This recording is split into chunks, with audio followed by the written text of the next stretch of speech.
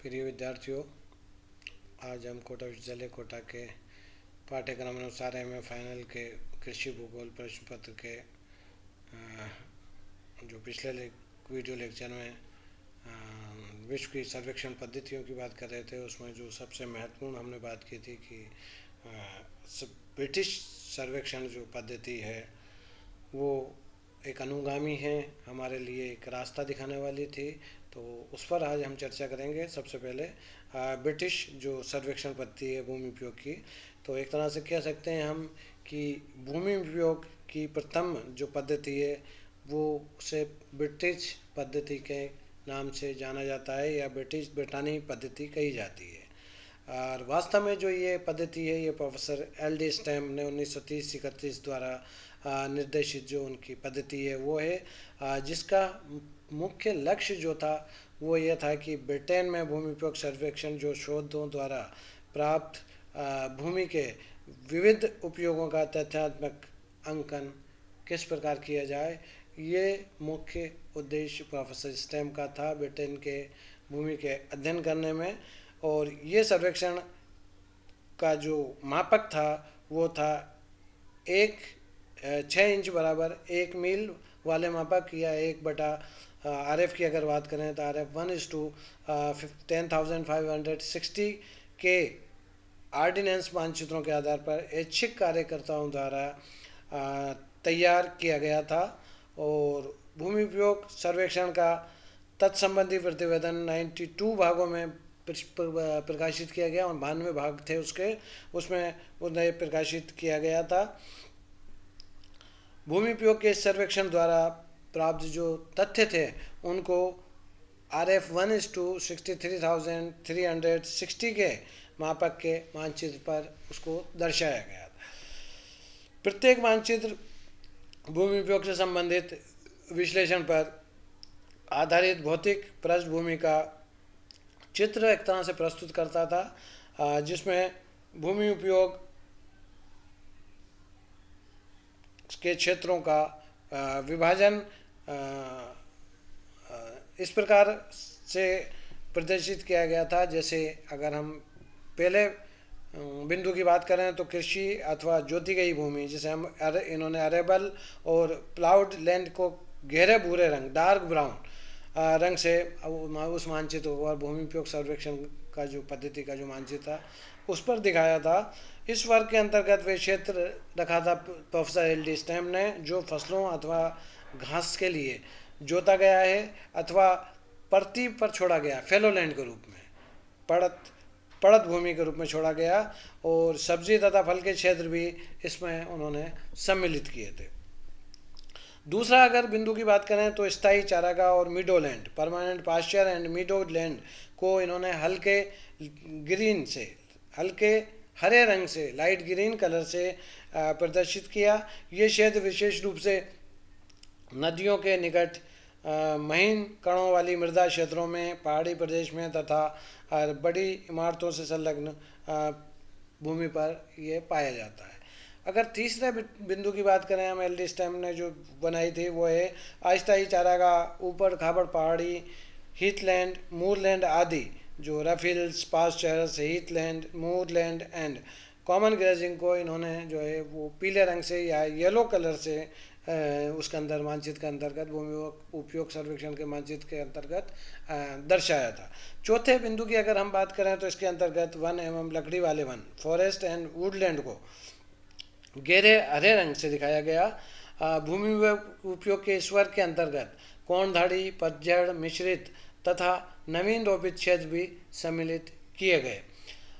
फलों वाले पांचवा बिंदु की अगर हम बात करें तो फलों वाले जो बागान और उद्यान और नर्सरी थे जो जिन्हें हम गार्डन और चार्ट्स और नर्सरीज कह सकते हैं हम, वो उन्हें बैंगनी रंग द्वारा पर्पल कलर से मानचित्र में भूमि उपयोग के मानचित्र में प्रदर्शित किया गया था। इसी तरह से छठे बिंदु की अगर बात करें हम तो भूमि जो कृषि की दृष्टि से अनुपयुक्त लैंड एग्रीकल्चरली अनप्रोडक्टिव की जो श्रेणी थी उसको इन्होंने लाल रंग रेड कलर से दिखाया था, जिसमें मुख्य रूप से सड़कें, स्टेशन, बस्तियां, खदानें, ग्रेवयार्ड्स वगैरह जो थे उनको सम्मिलित किया गया था।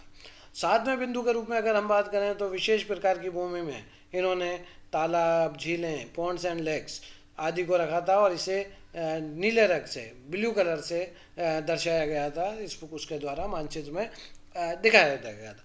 तो इस प्रकार से हम कह सकते हैं कि प्रोफेसर एल.डी. स्टैम्प के द्वारा भूमि उपयोग के अलग अलग मानचित्र तैयार करवाए गए और उनमें विविध रंगों से अनेक प्रकार की भूमि का विभाजन प्रदर्शित किया गया। इनका ये भूमि उपयोग संबंधी सर्वेक्षण कार्य 1931 से प्रारंभ होकर 1939 तक चला और भूमि उपयोग संबंधी सर्वेक्षण के उपरांत प्रतिवेदन भी प्रकाशित हुआ। ब्रिटेन के इसी सर्वेक्षण पर आधारित उनकी जो बहुत महत्वपूर्ण पुस्तक है, जो ये इन्होंने सर्वेक्षण किया था प्रोफेसर एल.डी. स्टैम्प ने, उन्होंने एक पुस्तक के रूप में भी उसको प्रकाशित करवाया और उस पुस्तक का नाम दिया था the land of Britain, it's use and miss use, मतलब ब्रिटेन की भूमि, इसका उपयोग और अनुपयोग, एक तरह से हम हिंदी में ये कह सकते हैं। तो इन्होंने इनकी बहुत प्रसिद्ध पुस्तक है the land of Britain, it's use and miss use, जो इस सर्वेक्षण पर ही मुख्य रूप से आधारित थी और ये इनके अथक प्रयासों से सन 1961 में प्रकाशित हुई थी। प्रोफेसर जो स्टैम्प हैं, इनके द्वारा संचालित सर्वेक्षण ने युद्ध पूर्व की मंदी तथा भूमि उपयोग के नियोजन के लिए जो पृष्ठभूमि तैयार की और कृषि नियोजन में जो सफलता पहुंचाई, उससे संबंधित वर्ग में वर्तमान भूमि उपयोग की जानकारी की उत्सुकता बढ़ी तथा ये भी अनुभव किया जाने लगा कि प्रथम भूमि उपयोग सर्वेक्षण पुराना हो गया और इस प्रकार पुनः द्वितीय सर्वेक्षण की आवश्यकता एक तरह से महसूस होने लगी। इसी को ध्यान में रखते हुए ब्रिटेन में दूसरा भूमि उपयोग सर्वेक्षण उसको आगे बढ़ाते हुए जो 1930-31 में प्रोफेसर स्टैम्प द्वारा किया गया था, उसी सर्वेक्षण को आगे पुनः बढ़ाते हुए 1960 से किंग्स कॉलेज, लंदन विश्वविद्यालय के अंतर्गत आता है किंग्स कॉलेज, तो वहाँ के डॉक्टर जो एलिस कोलमैन के तत्वावधान में इसे पुनः प्रारंभ किया गया। एलिस कोलमैन ने इसको एक नई दिशा दी और जो पूर्व में सर्वेक्षण किया गया था प्रोफेसर एल.डी. स्टैम्प द्वारा, उसके आधार मानते हुए ये जानने की कोशिश की कि उन लगभग 3 दशक पूर्व जो सर्वेक्षण किया गया था, उससे 3 दशक बाद में क्या क्या परिवर्तन आए और भूमि का किस प्रकार से उपयोग किया जा रहा था, किस प्रकार से वर्तमान में किया जा रहा है और भविष्य में उसका लाभदायक उपयोग क्या होगा, इस पर इन्होंने कार्य किया। इसमें मानचित्रों का नया क्रम व्याख्यात्मक साहित्य सहित प्रस्तुत किया गया, जो अधिक उपयुक्त सिद्ध हुआ एक प्रकार से, और इसमें 1 RF जो थी वो 1:25,000 के मापक का उपयोग किया गया। एलिस कोलमैन द्वारा ब्रिटेन के भूमि के विभाजन में 13 प्रमुख वर्ग अपनाए गए और इन्हें भूमि प्रकारों की संख्याओं द्वारा प्रदर्शित किया गया है, ताकि उसमें किसी प्रकार के कोई एक तरह से हम ये कह सकते हैं कि उनका प्रयास ये था कि ताकि किसी भी प्रकार के भ्रम की कोई स्थिति ना हो। ये भूमि उपयोग समय हम इस प्रकार कह सकते हैं कि इन्होंने जो लैंड यूज टाइप लिया और उसका जो कलर लिया, उसमें इन्होंने अरेबल लैंड जो थी पहली, जो 13 इन्होंने भाग किए थे, 13 वर्ग जो बनाए थे, उसमें पहला वर्ग था अरेबल लैंड का, तो उसको इन्होंने लाइट ब्राउन कलर से दर्शाया। दूसरा जो था वर्ग वो था ग्रास का और उसको इन्होंने लाइट ग्रीन कलर से दर्शाया। इसी तरह से तीसरा वर्ग जो था वुडलैंड का, उसे डार्क ग्रीन कलर से दर्शाया। चौथा जो ऑर्चार्ड का था, उसे पर्पल जो स्ट्रिप्स हैं उनके द्वारा दर्शाया। पांचवा जो पॉइंट था या वर्ग था उस मार्केटिंग गार्डनिंग, उसे पर्पल कलर से दर्शाया। इसी तरह से छठा जो वर्ग था हीथ एंड रफलैंड का, उसे येलो कलर से दर्शाया गया। सेटलमेंट रेजिडेंशियल और कमर्शियल दोनों जिसमें उन्होंने शामिल किए थे, तो उसे इन्होंने ग्रे कलर द्वारा दर्शाया। और इंडस्ट्रीज़ को इनके द्वारा रेड कलर से दर्शाया गया। जो उन्होंने 8 नंबर का जो वर्ग था इंडस्ट्री का, उसको इनके द्वारा लाल रंग से या रेड कलर से दर्शाया गया। इसी तरह से 9 नंबर का जो वर्ग था ट्रांसपोर्ट, उसे ऑरेंज कलर से इनके द्वारा दर्शाया गया। इसी प्रकार ओपन स्पेस, जो 10वां जो वर्ग था ओपन स्पेस का, उसे लाइम ग्रीन कलर से दर्शाया गया। और जो 11वां वर्ग था वो डेरेलिक्ट लैंड का था, उसे इन्होंने ब्लैक जो थे वो स्टीपल से उसको इन्होंने मुख्य रूप से दर्शाया। इसी तरह से 12वां जो वर्ग था वाटर एंड मार्श का, उसे लाइट ब्लू कलर से द्वारा दर्शाया गया।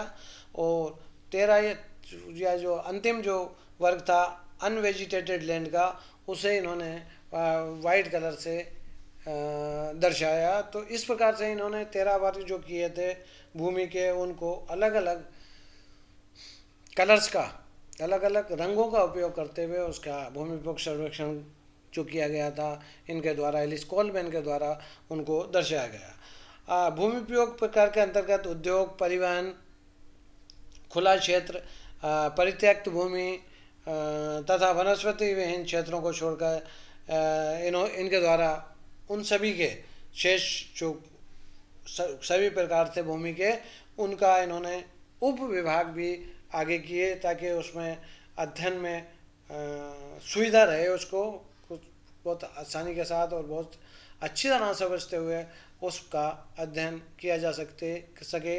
ये इनका मुख्य रूप से प्रोफेसर एलिस कोलमैन का प्रयास था।